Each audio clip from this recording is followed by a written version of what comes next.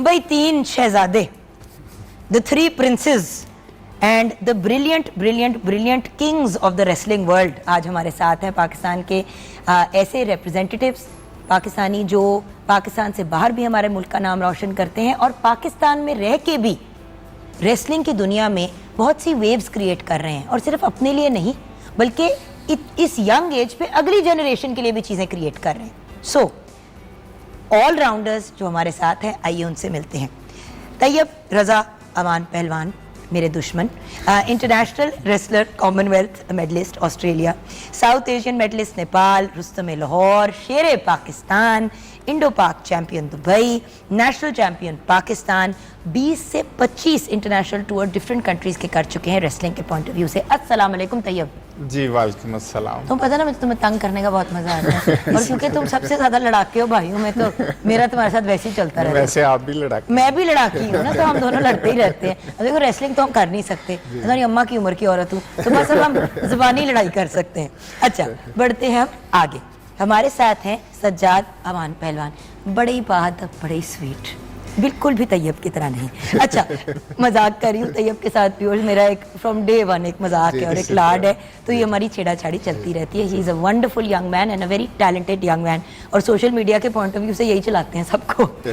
हर बंदे का अपना एक टैलेंट होता है। मैंने ये भी जानना है कि इन सब में कौन क्या रोल अदा करता है एज अ टीम, वो भी हम डिस्कस करेंगे। लेकिन सज्जाद अमान पहलवान, all Pakistan university gold medallist 2012 to 2018 लगातार, Indo Pak gold medallist 2014, national medallist 2018, national gold medallist 2019, then 4th position in world nomad games Astana Kazakhstan 2024। ये अभी अभी इनकी अचीवमेंट है। अस्सलाम वालेकुम सर। वालेकुम सलाम। Congratulation, thank you, well done. अच्छा किया तैयब को नहीं लेके गए। अच्छा, जिनको लेके गए साथ उनकी बात जरूर करेंगे। यासिर अमान पहलवान, बात कम करते हैं लेकिन जब बोलते हैं तो बड़ी पते की बात करते हैं, राइट के रॉन्ग? अस्सलाम वालेकुम। Indo Pak gold medallist Patiala India, then Indo Pak gold medallist 2021, Indo Pak gold medallist 2012, sorry, Indo Pak gold medalist 2012, then Indo Pak gold medalist 2014, national champion 2019 and 2023, और आप भी 4th पोजीशन लेके आए हैं वर्ल्ड नोमैड गेम्स अस्ताना से 2024। अस्सलाम वालेकुम एंड कांग्रेचुलेशंस। Thank you. आज खुशी हो रही है कि सिर्फ इन दोनों पे मैं फोकस करूंगी, तो मैं बात ही ओके, ये पहले तो इस एक्सपीरियंस के बारे में बताओ। देखिए पूरी दुनिया में 4th आना, हमारे पास वो वाली फैसिलिटीज़ नहीं है जो बाहर के ममालिक में होती हैं, और उस लेवल पे पार्टिसिपेट करना कैसा एक्सपीरियंस था? जी बिस्मिल्लाहिर्रहमानिर्रहीम। पाकिस्तान को किसी भी इंटरनेशनल इवेंट में रिप्रेजेंट करना एक ऑनर की बात है, और हमारा इस दफ़ा जो है वो वर्ल्ड नोमैड गेम्स में 60+ कॉन्टिजेंट था, जिसमें फ़ीमेल और मेल दोनों थे जी। 60+ कॉन्टिजेंट था हमारा, और उसमें मैं फ्लैग बेरर था पाकिस्तान की तरफ से। और बड़े ऑनर की बात थी मेरे लिए और मेरी फैमिली के लिए कि मैं वहाँ पे फ्लैग बेरर था, और 100+ कंट्रीज़ वहाँ पे आई हुई थी, जिसमें अमेरिका, कनाडा, रशिया और चाइना वगैरह, जो जितने बड़े स्पोर्ट्स के कंट्रीज़ हैं सब वहाँ पे पार्टिसिपेटेड थी, और बहुत ज़्यादा वहाँ पे हमें मज़ा आया, और बहुत ज़्यादा हमने वो कंट्री को भी एंजॉय किया। वहाँ पे स्पोर्ट्स को देख के, स्पोर्ट्स एटमॉस्फेयर जो है वहाँ पे ख़ास तौर पे बहुत अच्छा है, क्योंकि जितनी भी रशियन कंट्रीज़ हैं वो स्पोर्ट्स को बहुत ज़्यादा तरजीह देती हैं, और स्पोर्ट्स के लिहाज से वो मानी जाती पूरी दुनिया में जी। अच्छा यासर, आप बताइए आपका एक्सपीरियंस कैसा रहा? हर बंदा चाहे साथ भी जाए तो एक्सपीरियंस मुख्तलिफ होता है।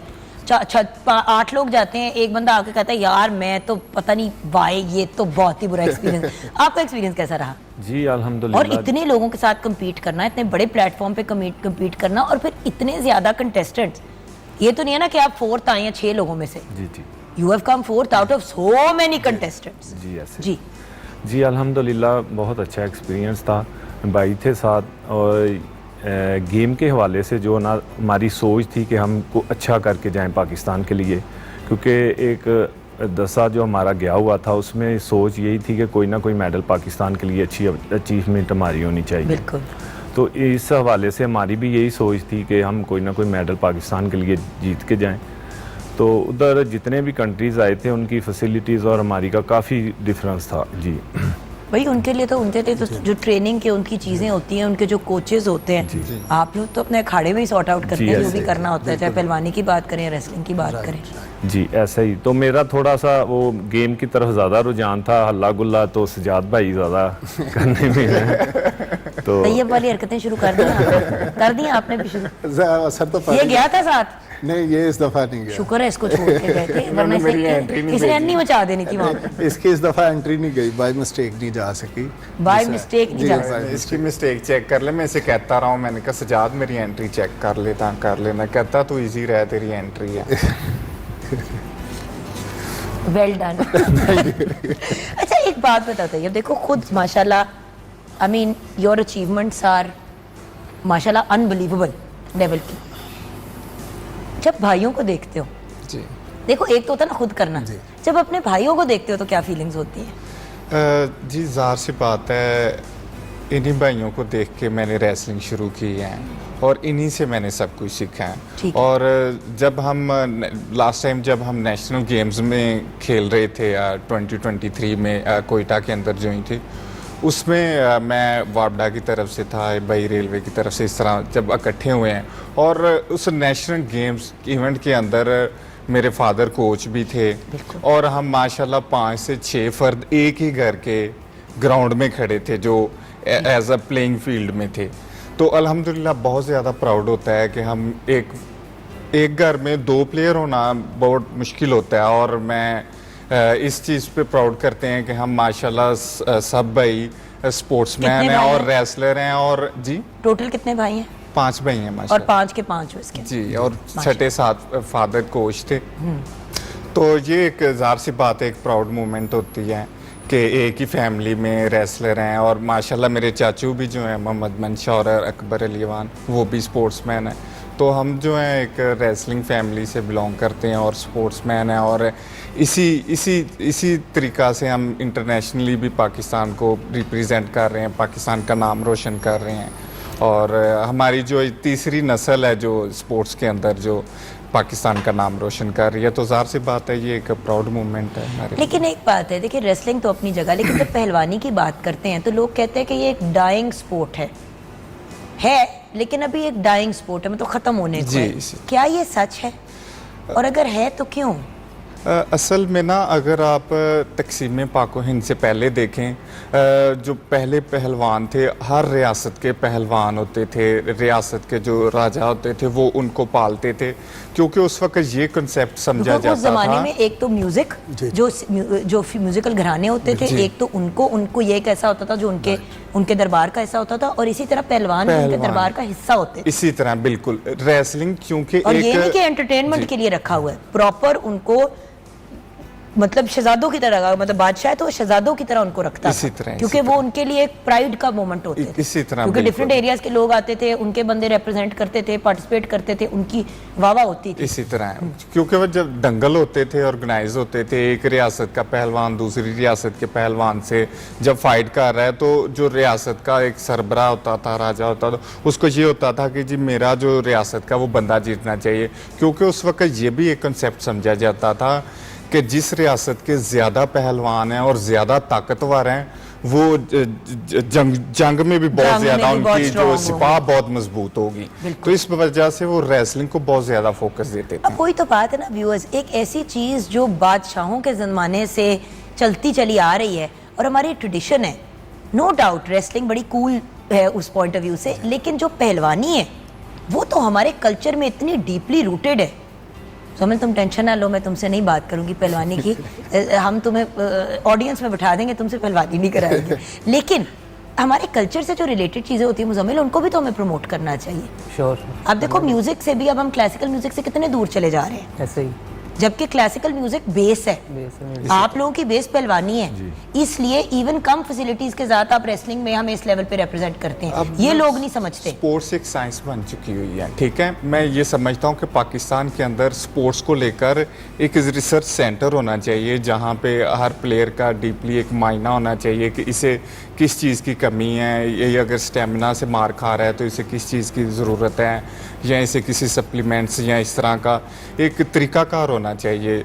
आप देखें अगर रिसर्च सेंटर यूएसए में भी हैं जो तरक्की पजीर ममालिक हैं, जो ज़्यादा ओलंपिक्स में आपको नुमाया नज़र आते हैं, तो वो प्लेयर्स के साथ इस तरह चल रहे होते हैं। बट व्हाट आई अंडरस्टैंड इस केस के ऊपर अब काम बहुत मेजर लेवल पे हो रहा है। हम ब्रेक की तरफ बढ़ते हैं। ब्रेक के बाद जब वापस आएंगे तो आप तीनों भाई, बल्कि पांचों भाई, कौन क्या रोल अदा करता है? एक तो रेसलिंग है ना, एक पहलवानी है, उसके अलावा हर बंदे का अपना एक रोल होता है। जैसे कि आपने अप्लाई करना है चीज़ों के लिए, आपने मीडिया साइड को देखना है, आपने किसी और साइड को देखना है, तो आप लोगों के भाइयों में भी क्या काम तकसीम हुए हैं, जी। ये भी मैं जानना चाहूँगी एक छोटी सी ब्रेक के बाद।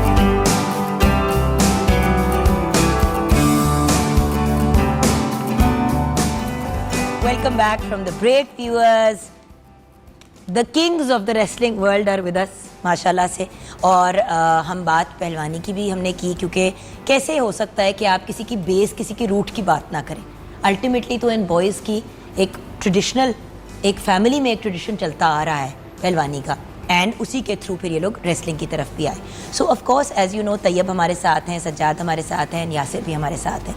तो यासिर साहब ये बताइए कि आप में फैमिली में हर बंदे का कोई ना कोई एक रोल होगा, क्योंकि आप लोग ना सिर्फ स्पोर्ट्स पीपल हैं, और हमारे मुल्क में ये एक ट्रेजेडी है कि सारा काम खुद ही देखना पड़ता है। ऐसे ही। एक कोच होता है और एक प्लेयर होता है, और वो फिर अपनी प्रमोशन भी खुद, सारा कुछ खुद करना पड़ता है। तो फैमिली में 5 भाई और फिर अब्बू एंड देन ऑब्वियसली दूसरे फैमिली मेंबर, आप लोग हर बंदे का क्या क्या रोल है इसके अंदर?